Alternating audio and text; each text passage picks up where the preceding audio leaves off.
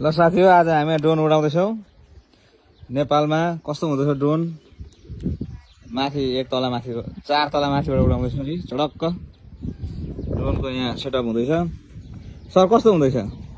यो मेरो first time पहिलो आउनु माथि ड्रोनमै चढ्ने भनेर म तस्सला राउन्डमा चाहिँ आधा चरा उडाउने कुरो हुँदैछ यहाँ म पनि गर्नुपर्छ गुड यसरी कनेक्ट गर्ने हो सिक्नु भएको छैन भने हामीलाई यहाँ मेसेज गर्नु होला ड्रोन उडाउन दामी हामी छौँ चडक्क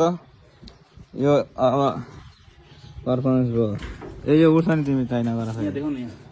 यहाँ अन्य इक्विपमेन्टहरू यहाँ छ पखेटाहरू क्या ब्याट्रीहरू यहाँ छ ब्याट्री गुड यसको यो भनेको पंखा प्रोटेक्ट गर्ने प्रोटेक्टर भयो भनेको क्यामेरा प्रोटेक्ट गर्ने यो चाहिँ विदेशतिर मान्छे फरार हुँदा भाग्दा जिपिएस ट्र्याक गरेर अनि पकड्ने ब्याट्री यहाँ हाल्नु ब्याट्री यसरी हाल्नु पर्यो गुड के छ त्यहाँ इन्फर्मेसन दिनु 3टा छ ब्याट्री ब्याकअप ब्याट्रीहरू 2टा हुँदो रहेछन् है 3टा जम्मा 3टा एउटा त्यहाँ सेटमा लागेको छ 2टा ब्याकअपमा यो चाहिँ हाम्रो रूपक भान्जाले हङकङको चरो अनि यहाँ डाटा चाहिन्छ र चाहिँदैन होला मोबाइल डाटा ब्लुटुथबाट हुन्छ ब्लुटुथबाट हुन्छ मोबाइल डाटा अलग के हो ओके गरिदिनु हातमा बोक्ने के गर्ने साउन्ड पर्छ अब भयो ल ल ल अब उडाएर ल उडाएर लाने ल सिधा माथि उडाएर ल ल ल ल ल ल गोफला ल गोफ्लाई ल गोफ्लाई स्टार्ट भयो वाह ए भागो त अब यहाँ आउँछ ब्यान्ड चाहिँ अलिक ल नेपालको आकाशमा बकाइदा उड्न सफल भएको छ दर्शक बिनीहरू तपाईँहरू हेर्न सक्नुहुन्छ नेपालको आकाशमा उडो उडो उडो उडो रेकर्ड गर्दा हुन्छ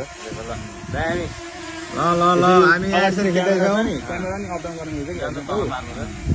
क्यामेरा यहाँ माथि उठेर धेरै छ कि यसो कन्ट्रोल गर्नको लागि नि हात बान्नु पर्ने ल यो माथि हुर्केर जान्छ अब आयो ल आयो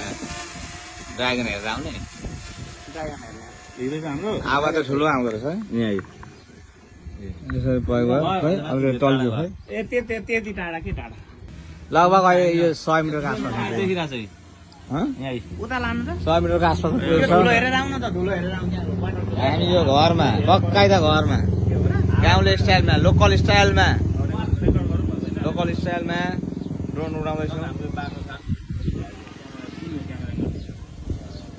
माथि उडिरहेछ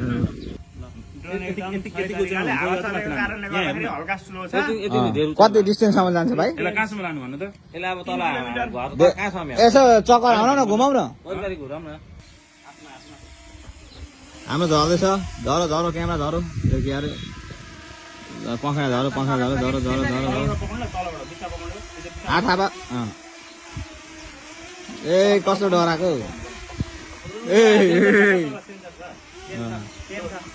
सेन्सरले टच गरिहाल्छ नि हातबाट उडाएको होइन नि त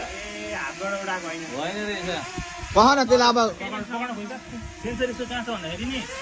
अफ गर होइन अफर गरिदिउँ ए दिँदो रहेन रे पक्रियो भने सेन्सरले अड्के भयो पारा मिल्न मिल्छ त मलाई न हातबाटै उडाएको भए चाहिँ आउँछ यसको यो चाहिँ अटोमेटिक डाउन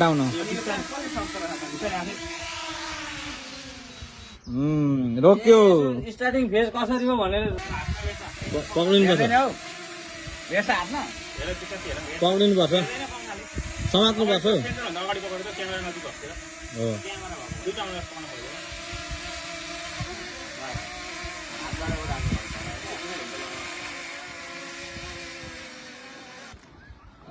यता चाहिँ भ्याउँदो रहेछ यता सेन्सरले गर्दा दिँदैन रहेछ क्या